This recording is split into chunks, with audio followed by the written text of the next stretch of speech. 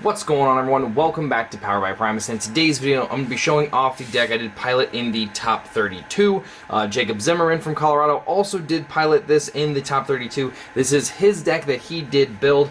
This thing is absolutely fantastic. I did mention it a little bit in a different video, but if you are having an issue with heavy blue in your meta, this is definitely going to be a very, very good deck to go to. This thing preys upon heavy blue. It absolutely destroys blue, which we'll get into here in a little bit, and then it also does extremely well against orange because it is 4-wide, and we do have some sideboard tricks that we do bring in for orange builds.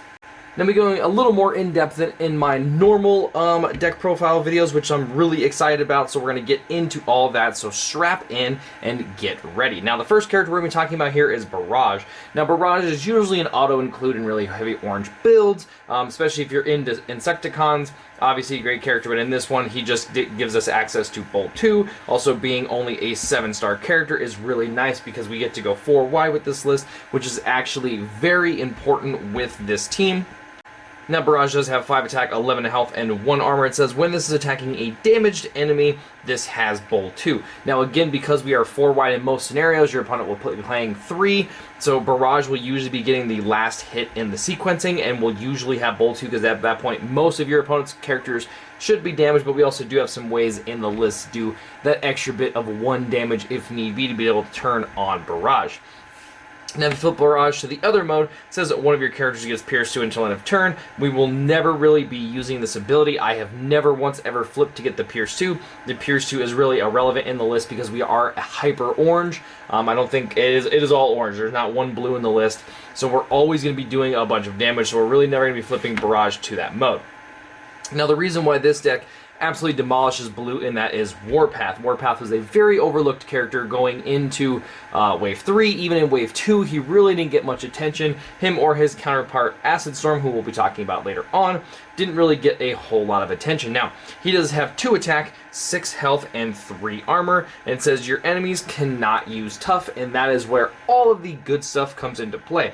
The fact that your opponent cannot use tough is extremely relevant in those matchups, even if they have tough 1 with like Flame War or General Optimus. Turning that off is really powerful, and then does have Pierce 2. Again, just like the Pierce 2 on Barrage, we're really never going to be accessing that Pierce 2. We're always going to be doing more than enough damage, so the Pierce 2 is kind of irrelevant. And then the other fantastic part about Warpath is when we flip over to this mode, you get to go through your opponent's scrap pile, and for each double blue that they have to do 1 damage to one of their characters. So let's say they have 4 double blues, they'll have to do 4 damage amongst their characters. They do trigger individually, so if your opponent does have 1 character with only 1 health left, they can't just stack all 4 or all 6 onto that character. They do trigger individually, which is really, really nice and has done a massive amount of work. I have definitely seen multiple games where this guy's been able to do 12 damage by himself just by flipping, and it's really freaking powerful. So, next character coming in is going to be Lionizer. Again, another 7-star character, does have Bolt 4, allows us to get that extra damage early game, and then obviously when he is KO'd, he becomes the fantastic Fire Steel Saber, which we are allowed to put onto one of our other characters. Now, depending on what our opponent is playing, we don't know where this is going to go. I'll go into some choices later on as far as, again, sequencing and what makes the most amount of sense. But once it does go onto one of these characters, it becomes a weapon. It does have Bolt 4 and allows you to plan 1, which is really powerful. And then one of the true stars of the deck here is going to be Fireflight. Now, one of the big disadvantages with Warpath is the fact that he is very squishy, and especially in a heavy orange list, you don't have any blues to be flipping. So usually when it comes to turn 1, if you don't have Fireflight on the table, then your opponent only has to do 8 damage to KO Warpath, which is really easy to do. So being able to bring in Fireflight ensures that our opponent never gets to go into Warpath unless they go through Fireflight, and even then with sequencing, we really have Warpath really protected against our opponent. It is very difficult for them to be able to get into Warpath, especially if they are in that heavy blue. It makes it even easier for us to allow Warpath to do exactly what he does and really shred those blue lists. Now, you can flip over Fireflight to the other mode, and it says when this has 4 or more damage counters on it, he gets +1 attack. Again, we'll never really be flipping this character to this mode. We'll only be using him for the Brave effect. Like I said, we'll get into all the sequencing and all that stuff a little bit later on, but let's get into the upgrades. Now coming in as our first 2-of is going to be Enforcement Batons. Now Enforcement Batons is an orange battle icon. Again, this deck is hyper orange. There are no blues in the list. There are only whites and oranges.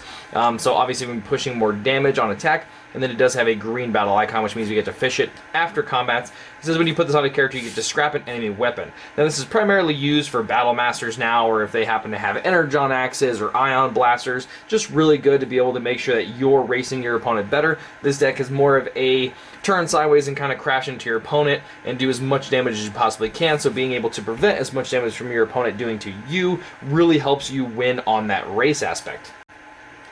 Next card coming as a 3-of is going to be Erratic Lightning. Now again, orange battle icon allowing us to do extra damage when it comes to flip. And then it does give us +3 attack and -1 armor. Now the -1 armor isn't really relevant in this scenario. We usually would be putting it on Fireflight if we absolutely have to get in some early damage. But one of our juicier targets is always going to be Lionizer. We really want to target Lionizer with this. To be able to get 3 attack, Bolt 4 is really powerful. And then we want Lionizer to get KO'd. Whether it's from one of our cards, which we'll get to here in just a second, or if it is from our opponent KOing them, and then obviously the Erratic Lightning moving, minusing 1 armor helps our opponent KO them that much faster to be able to get in. Another thing about it is like later game or whatever the case the scenario goes with Lionizer, if Lionizer isn't around, isn't a weapon, or if he's still around, your opponent hasn't KO'd him, these are going to be your other really good targets that obviously help us push as much damage at the end. Because we are 4 wide, we're really going to be swinging last. One thing you want to do with this list is go second, and with us going second in most scenarios, our opponent has to go into Fireflight in the beginning. They can't really KO him, and then by that point our opponent will be tapped down, and we get kind of free range with our other characters at the end. Next card coming as a 3-of is going to be Grenade Launcher. Now, you can't really have a hyper-aggressive, really powerful deck without having a Grenade Launcher. It is obviously an orange battle icon. It does give us +4 attack. Scraps at the end of combat, but again, that +4 attack is really good. Next card coming as a 2-of is going to be Bashing Shield. Let me separate these. Is going to be Bashing Shield. Now, Bashing Shield really helps us just get rid of opponent's armor. If it is a tough deck and we do have the Warpath out, then the armor them having doesn't really make too much of a difference. But in orange versus orange lists, we're starting to see a lot more with like Force Field showing up again. We're seeing a lot with Scrapper Gauntlet showing up in those, even against another Bashing Shield. The +1 can be relevant, so us being able to Bashing Shield their Bashing Shield or whatever armors they have really keeps us on the momentum side of things and really keeps us in control when it comes to pushing damage. Next card coming as a 3-of is going to be Power Punch. Power Punch is an orange battle icon, essentially is a supercharge, but on the weapon side of things, it just says Bolt 3, and at the end of combat, or after the upgraded character attacks, you get to scrap this card, just allowing us that Bolt 3. Really nice to be able to put onto a character and then play supercharge, which we'll get to here in just a little bit, allowing just for us to push so much damage with this deck. And the last card coming is a 3-of for the upgrade side of things is going to be Improvised Shield. Improvised Shield, double orange battle icon, which is why it is in the deck. I definitely would never suggest that you play it. The tough one is completely irrelevant for us, so I would never play the card. And it's also a really good card to be able to give away to a couple of these green pips or some other green pips that we're going to show here in just a second to be able to help get these back into your scrap pile, and then obviously shuffling it back into your deck. Because we are so bold, because we are so orange, we're really flipping through our deck so many times. So obviously you want to be able to get to these as much as you can, and if they're in your hand not doing anything, well then obviously you're losing that extra bit of damage on the attack. Alright, now getting into the action side of things, the first one coming in is going to be Quartermaster as a 3-of. Now it is a white battle icon, meaning we have to flip 2 more when it comes to attacking, but mainly this is designed to be able to bring back our Lionizer. Now it is a very common thing for your Lionizer to go down, be an opponent's attack, whatever else, and then it flips over, it gets a weapon. You know, whether or not it's early game, you put it onto a character that you're not ready to attack with, and they happen to have a response for it before you even get the chance to use it. Quartermaster allows us to bring that back from the KO area and to be able to re-equip it, which is really nice. And then it also does have the other ability where you get to move one of your upgrades to another character. Now this is not really used with this card, but I have done it before with Enforcement Batons or Bashing Shields, just to be able to move it, get the double trigger, and to get rid of an opponent's weapon, or if they have a Lionizer or a Fire Drive out, whatever the case may be, that's a really good card to be able to use for those instances. Next card coming in is going to be Two-Pronged Attack. Now, this card I was originally really iffy about, and I still am kind of iffy as it being a 3-of, so I've gone down to a 2-of. I really like it as a 2-of. It says choose one of your characters if it's a tank, which Warpath is going to be our tank. It says you get to make your opponent scrap 2 cards, which is really powerful. Now again, we're really trying to push the advantage, make sure that all of the advantage is on our side of the table, making sure that they don't have weapons, that they don't have upgrades, that they don't have tough, making sure that we're pushing damage. We really want to control as much as we possibly can, and obviously helping our opponent scrap 2 cards means that they have less options when it comes around to things. Now granted, they may have a chance where they have an improvised shield in their hand or a handheld blaster where it's an easy scrap for them, but it still gets 2 cards out of their hand, so when they do play, maybe they can't pick up green pip cards, or maybe they don't have some plan ability to be able to put it back on top of their deck for whatever reason. So it's really nice to be able to hit those cards from their hand. And then again, we're going to talk about the sideboard. This card will come back up with sideboard conversation.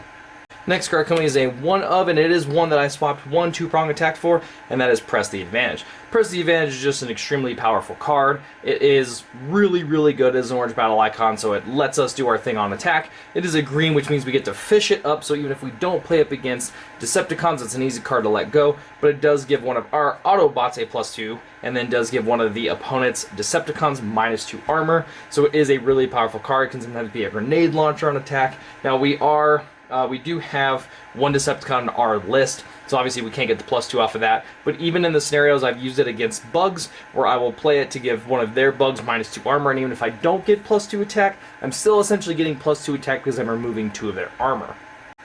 Next card coming is a 3 of is going to be Supercharged. Now Supercharged, obviously a fantastic card, orange battle icon, allowing us to do more on on attack, and then does give one of our characters bolt 3 until end of turn. Obviously, we've showed a bunch of orange. This is just really designed to flip 3 more cards on attack, maybe get a white, flip, 2 more after that. So we just get in for a lot of damage. Now the next card coming in is going to be a Ramming Speed as a 2 of. Now this is one thing that I thought was really interesting at Gen Con, is that not many people were mainboarding Ramming Speeds or Vaporizes. There was a lot of Bashing Shields and Enforcement Batons, which in my opinion I just think is a bad play. I would never go into a big game without having Ramming Speeds or Vaporizes on hand, just because they also do target utilities.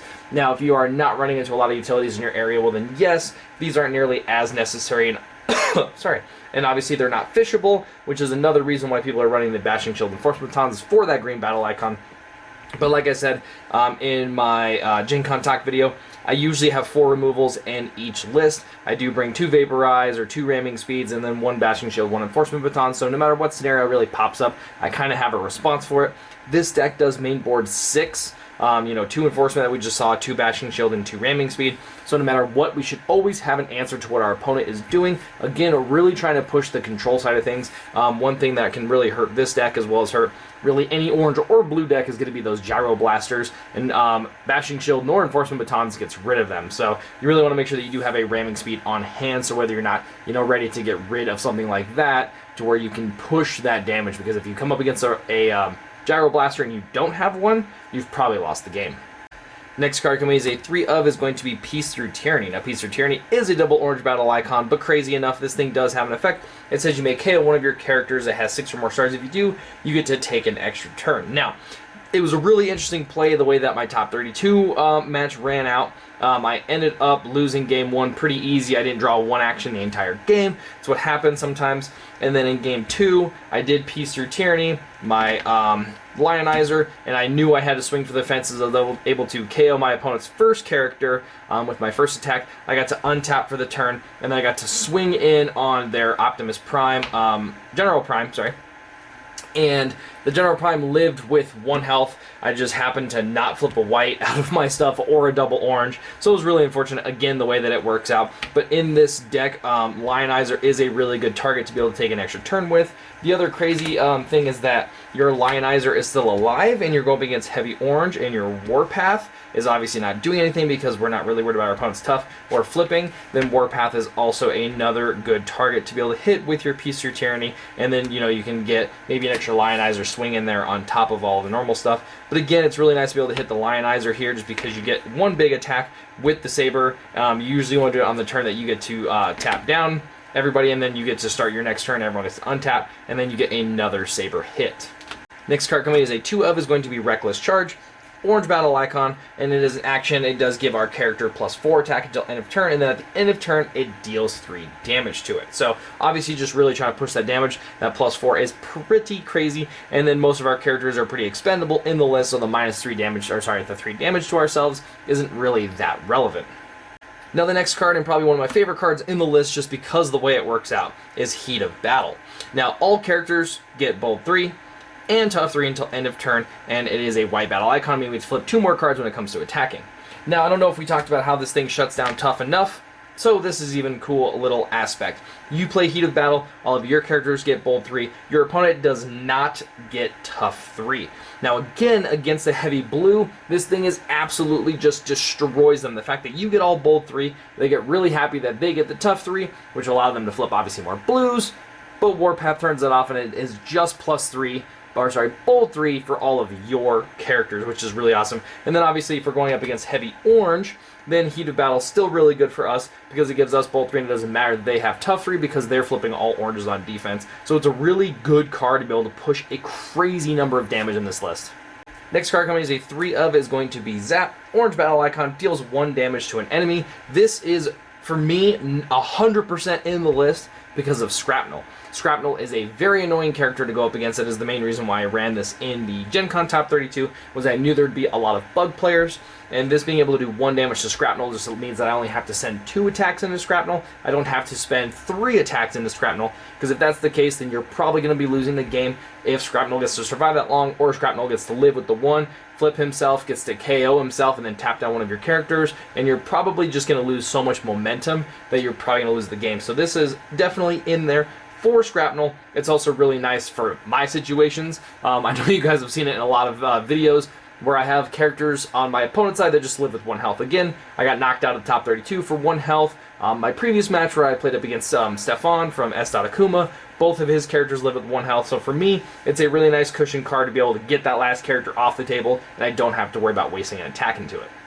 And then the last card coming in is going to be a 2 of for Incoming Transmission. Now obviously it's in here for the draw effect, but allows us to draw 2 cards and then put 1 on top of our deck. Now we really kind of want Piece of Your Tyrannies. Most of the time you're always trying to put those double oranges on top, but again we kind of want the Piece of Your Tyranny in our hand, so we usually won't play that back on top, but Improvised Shield or even a white battle icon card, if you have too many of them in your hand, are really nice to put on top, because that white gives you 2 more cards to be able to flip on attack, or even just to put an orange on top that's not that relevant for you, or even to press the advantage if you're going up against Autobots. Whatever the case is, it's just really nice to be able to help cycle through your hand, get a card that you specifically need, and then obviously you try to put, you know, that Improvised Shield on top or a white again. Just would be the dream.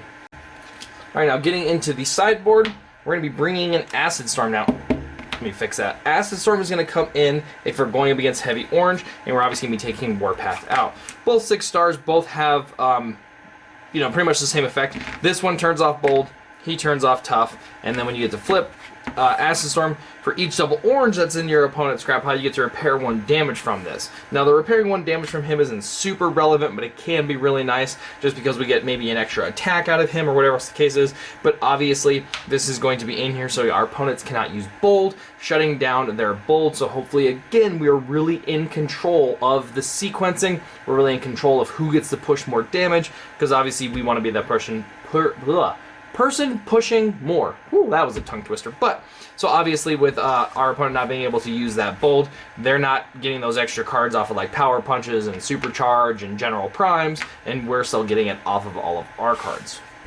First one coming in, again tailored way more towards aggressive. I personally bring this in against bugs.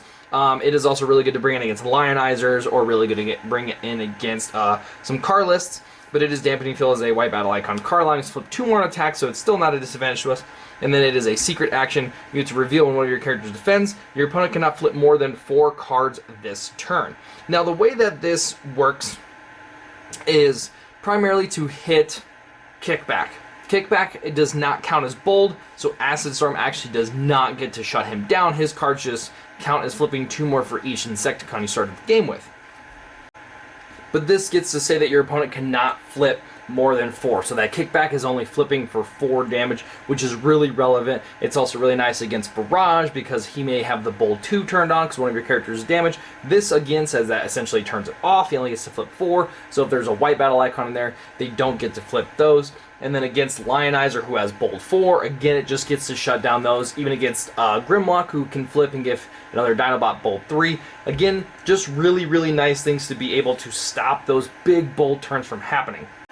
Now, one play I want to highlight specifically that I did get to see from Gen Con, which actually happened between Wes and Rudy, Colorado guys from here, is that Rudy went in for a massive Dino Chomp turn with Grimlock going into Wes, and I don't remember what his character was, but he managed to flip Dampening Field, and man, that just really put a hurt in Grimlock. So big shout out to you guys. It was awesome to see the play happen, although I hated it happen between you two. Next card coming is a 2 of is going to be One Shall Stand, One Shall Fall. Now this is a sideboard card that I bring in if I need to push damage, if I'm not seeing enough direct damage on the table in game 1.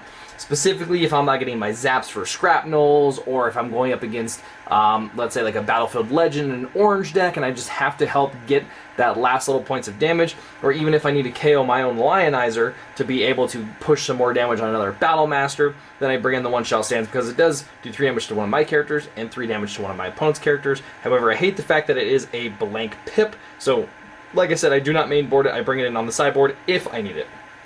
Next card coming in is going to be Escape Route. Now I only bring an Escape Route against heavy blues, and that is because of Warpath. It is a white battle icon, meaning we flip 2 more on attack. Green, which means it's fishable, which is the main reason why it's in here. And then also flip one of your characters from bot mode to alt mode, which is really powerful. So you're always going to be sitting in this mode against heavy blue, but sometimes you're going to want to flip to be able to push, 2 to 6 damage, depending on how many double blues they have in their scrap pile. But then you turn off the tough, which is kind of bad, especially if you're about to swing into them and they have like 3 extra paddings or whatever the case is. So it's really nice to be able to be in this mode, play Escape Route, flip, get that 2 to 6 damage, and then flip back to this mode, so then you turn back off the tough again and you're ready to keep rocking and rolling. Next card coming in is a 2 of is going to be Debilitating Crystal. Now this is in here to be able to get rid of those pesky utilities, those gyro blasters, whatever the combat commands if you're going up against that kind of stuff, or the security consoles, data banks, whatever the case is. This is going to be a really nice card to be able to get those off. Even in the situation where they're running a force field and you don't happen to have a response right away, this is going to be really good because this says when the upgraded character attacks, you get to return an upgrade on the defender back to the opponent's hand. So again, it just allows it to get all those cards up out of the way. This does trigger right away, so it won't matter if your opponent has a Gyro Blaster. You get you get to return it to their hand, and then you get to continue on with all your flips and do all of that good stuff. So like I said, just a card that I bring in those scenarios when my opponent has those cards and I just have to respond or we're going to lose the game. Next card coming as a 1 of is going to be Ramming Speed. Again, I talked about it earlier, is that you really want to make sure that you're controlling all the upgrades, all of the other stuff that's going on. You need to be in control at all times, and so bringing in a 3rd Ramming Speed, especially if I'm going up against someone who doesn't run weapons, it's an easy to take out the Enforcement Batons, or if they don't have any armor, because I'm just dominating them with Warpath and Heavy Blue, I'll bring out the Bashing Shields, and I can bring these in to be able to hit absolutely whatever I want. And the last card coming in is going to be Press the Advantage, just in case I'm going up against a bunch of Decepticons. Then that's obviously a really nice card to bring in for the reasons I talked about. It's also a really easy card to sideboard out if I'm not going up against a bunch of Decepticons, or even if I'm just not seeing that 2 damage being that relevant. This thing does push so much damage. I've gotten characters to 22 attack with this list, so it has definitely got enough oomph in it to be able to push quite a bit of damage. So the -2 on my opponent may not be nearly as necessary as being able to play like a Ramming Speed or a Zap or whatever else the case may be as far as an action goes. Now again, we were talking about sideboard cards and trying to really figure out a lot of that stuff as far as what are you supposed to sideboard out and bring in what scenarios. Now, I'm going to say that we're going to be still on we're going up against a heavy blue player, even someone that leans a little more towards blue, they really go for that tough stuff. Bashing Shields are not really that necessary then. I would probably cut a Bashing Shield, maybe go up a Ramming Speed in those scenarios, just in case. Again, it's not necessary because we're always going to be turning off the tough, and our opponent isn't going to be able to get to Warpath, which, like I said, we're going to talk about here in just a second as far as sequencing. So you can even easily take out 2 Bashing Shields and bring in 2 Escape Routes. Escape Routes are something I would definitely bring in at all times if you're going up against a heavy blue player, because these are going to be really awesome, like I said, to be able to get that extra damage in with Warpath and to be able to get him back into that tough mode. Another card that's an easy choice to be able to figure out if you need it or not is going to be Enforcement Batons. We're already running 2 Ramming Speeds and 2 Enforcement Batons, so let's say you're not seeing any Gyro Blasters from your opponent, they're not bringing in any pesky utilities, then it's an easy to be able to take out the Ramming Speeds from your deck, or it's easy to take out the Enforcement Batons if you're not seeing a lot of weapons from your opponent, or you're just able to manage them enough, or even outpace them is entirely a possibility.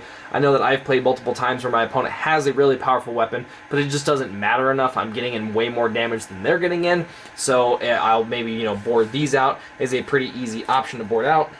And then since we were talking about sideboards, and I was talking about the Acid Storm, another card that then comes in really big is still going to be 2-pronged attack. Now this is a card that you can board out when you're bringing in Acid Storm against heavy orange. I don't think the 2 damage is really that relevant. I do think that it is powerful, so if you want to be able to keep it in to get the 2 extra damage, you totally can. However, like I said, we do have zaps and all the other things, and if you're going against heavy orange, that 2 extra damage is most likely not necessary.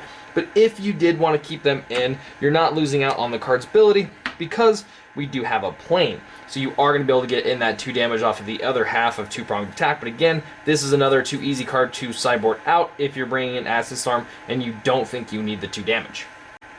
So now we're going to be getting into sequencing, which is a really big part of the deck. It's where a lot of the power level comes from. It is being 4-wide, allowing us to choose where damage goes, allowing us to pick where we want to push damage, all of that good jazz. So let's say you win the dice roll, however you decide you want to go first. What should you do?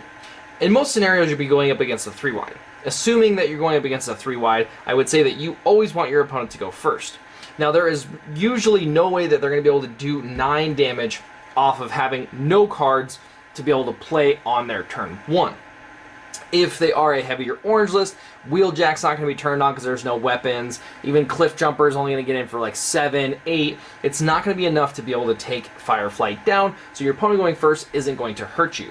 The one character that I would say that you would not want to let go first is going to be Blaster. Now, Blaster has that really cool ability where he's allowed to play a card off the top of the deck, and it usually is a bunch of damage.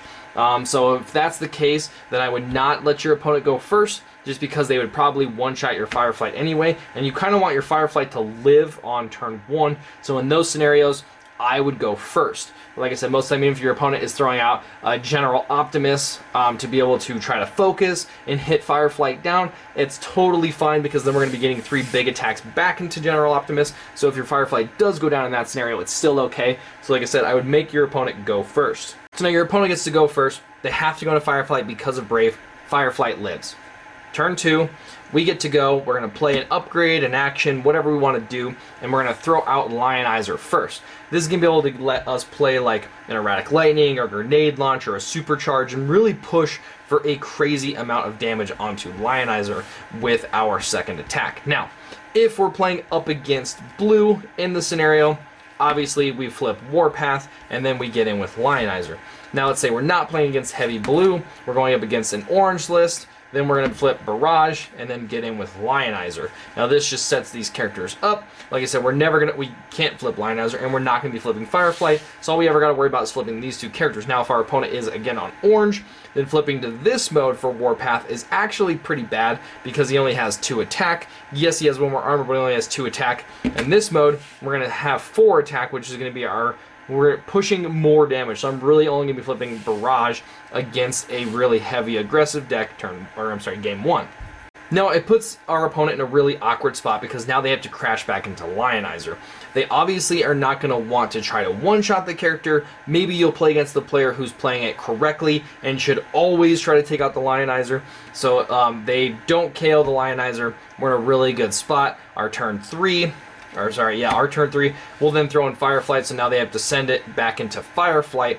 They'll have to KO him, and our Lionizer is still sticking around, which is really important for cards such as Peace or Tyranny, all that other good jazz. Now let's say our opponent does get to one-shot our our Lionizer, and now we have to kind of decide what we want to do. Now's where things can get a little bit interesting, and it really depends on what our opponent is running. If you're seeing a lot of removal from them, you saw them pick up an Enforcement Batons, you saw them pick up, you saw a Ramming Speed in their hand, or whatever else the case is, then you want to put it on the character that you're going to be swinging with first and that you want to get out the door. Now, and it's because you want to make sure that you utilize it. Going down, Fireflight is the next character. We can easily put it onto our Warpath here and really try to push as much damage as possible with our Warpath, which is not a bad play. The other thing we can do is put it onto our Fireflight. The one disadvantage to this is Fireflight only has one base attack, so we're really not going to be able to push a lot of damage off of that. There is the other chance where you can flip to this mode if he has more four counters on him, which he should, and then now you have 3 attack with Bold 4, which is entirely safe as well to be able to do, because you know your opponent's going to be getting rid of this Saber right away, so you want to make sure you use it. It's really bad if you happen to move over to the Saber to Warpath and the next turn you throw Fireflight, and then they just respond by blowing this thing up, and you don't even get to use it. So you want to make sure you're putting on a character that you are going to be able to use it if you know your opponent has a removal for it. Now if they don't have a removal for it, you want to put it on your Barrage. Barrage is going to be our last character to swing, especially against a 3-wide here, so you want to make sure that he gets the maximum amount of damage that he could possibly get, and that we're going to definitely KO a character when he swings. If a character lives from a Barrage swing, we're in a pretty bad spot, so you want to make sure that you definitely are going to be able to KO a character with your Barrage hit. Now again, we're going to go back to the scenario where our Lionizer gets to live. Awesome. We're going to go into our next turn, and we're going to throw out our Fireflight. Now this character probably won't get in for a lot of damage. He's really just to make sure that we get to protect all of our other characters, and then they're going to have to go into him, get to KO Fireflight, and then we get to go into our next turn, whereas if we have the Peace Through Tyranny, our opponent would be tapped down at this point. We Peace Through Tyranny our Lionizer, we put it on Barrage, we get double swings into everybody, and then we get to untap, and then we get another Barrage swing, and your opponent will most likely be KO'd, and you'll be moving on to game 2.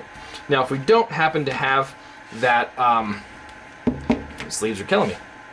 If we don't happen to have that Peace Through Tyranny, then we're obviously just going to be going with our Warpath first. This should be hitting their 3rd character, and now that is going to put damage on them, and then now Barrage has the ability to pretty much munch on anybody that he wants. They will have damage on them, so he will be activated with the Bolt 2, and then obviously you want to make sure you're playing your grenade launchers and all that other really good stuff to really push as much damage as you can. When you're untapped and your opponent's all tapped down, Heat of Battle becomes a really powerful card, because now you're essentially getting Bold 6 for the turn off of the card alone, and then with Barrage's Bold 2, now you're getting Bold 8, and even if your opponent is in heavy orange, then they're not going to be getting, or the tough won't be relevant anyway, and then if they are in blue, you should be in this mode, and then now you get Pierce 6, Pierce 8 still off of his ability, and your opponent's tough doesn't matter because he turns it off, and then again, you're still swinging in for massive amounts of damage. You get to kind of reset and just go through the motions at that point. Assuming our opponent is not on blue, we're still in this mode. Assuming our opponent's on blue, we're still going to be in this mode. And we get to kind of go from there. They're going to get to go first unless it was a Peace or Tyranny turn, and then I said we should have already won the game. If they get to go first, they'll most likely try to take out Lionizer. They could also go for Warpath in this scenario. Maybe even if they have a press the advantage, a big attacker, they might even be able to one-shot Barrage, which is totally fine. Barrage goes away, we still have all this good jazz on the table, and we're really pushing way too much damage for our opponent to be able to recover from. Now the other thing I want to mention about this lineup is that this protects Warpath from anything our opponent has. Turn 1, they're going to have to go into Fireflight. Now let's say we get to go first, our opponent sees what we're trying to do and they make us go first. That's fine. We throw the Lionizer, they can no longer go into Warpath. Turn 2, we throw Fireflight, they can no longer go into Warpath. And then turn 3, if we get to go here and we still happen to have our Fireflight around, they still have to go into Fireflight and cannot go into Warpath. And like I said, this is obviously based on the scenario that we're going to be against heavy blue, we're going to be against heavy orange, then it doesn't really matter, it just becomes a race at that point. And then when we get into game 2, we obviously board out Warpath and bring in Acid Storm. Turn 1, we would flip here and we would send here. This now turns off the bold for our opponent, and we're getting in for good amounts of damage, and we're pretty much just going to win the race and continue to go through the same scenario. They attack into him, he'll most likely live. We go into our turn 2, we flip Barrage, send Fireflight. They now have to go into Fireflight, and then we get to continue the sequencing, possibly getting 2 swings here, or Peace or Tyranny our character, and then getting 2 swings. However the situation works, that is going to be your guys' sequencing. So there you guys go, there is a breakdown of this deck. Like I said, this thing is absolutely super powerful. It is really, really awesome. This thing pushes so much damage. It is really designed to just crash into your opponent, whether they're on blue or whether they're on orange. You really have a fantastic fighting chance against your opponent. This thing, like I said, puts out so much damage, and you're really, really safe running this deck. Obviously, the more practice that you get with it as well, you'll just start to become more used to it, really understand, and start to autopilot with the list. I love this list really so much. I also really dislike the list because it is so powerful. I watched Jacob multiple times when he was running in his prelim at Gen Con. Like, I think it was round 1. I watched him sit down with his deck and his opponent was running 3-eye primes, and I just watched his opponent's face melt when he saw Warpath on the table. And he actually had to read Warpath because he had no idea what he did, and the game was just pretty much over from there. Jacob really ran through him. He ended up going, I think, 4-0 before taking his first loss, and then just drew in after that. But he did get in on 4-1-1, and like I said, we both ran this top 32. He played against Bugs, against a very good Bug player in top 32, and it ended up coming down to 1 damage for him as well. He attacked into his opponent's Ransack, and it lived with 1, so he lost the game off of that. And then the same thing for me. I went into my opponent, and they happened to live with 1, so just unlucky for us, but I mean, the deck is extremely powerful. It sometimes does work that way. No matter what list you play, it can always come down to some crazy stuff like that. So I hope you guys did enjoy this deck profile. I hope you guys did enjoy the breakdown as far as characters, sideboard, all that good jazz. If you guys did, obviously a like would be greatly appreciated. Make sure you guys are subbed so you guys can get access to all of our videos later on. And then also I'm going to be doing some new stuff coming up here on the channel. I will be showing you guys a new Discord thing so you guys can chat with me. We can message, we can go back and forth. And I have some really cool things planned for you guys coming up soon.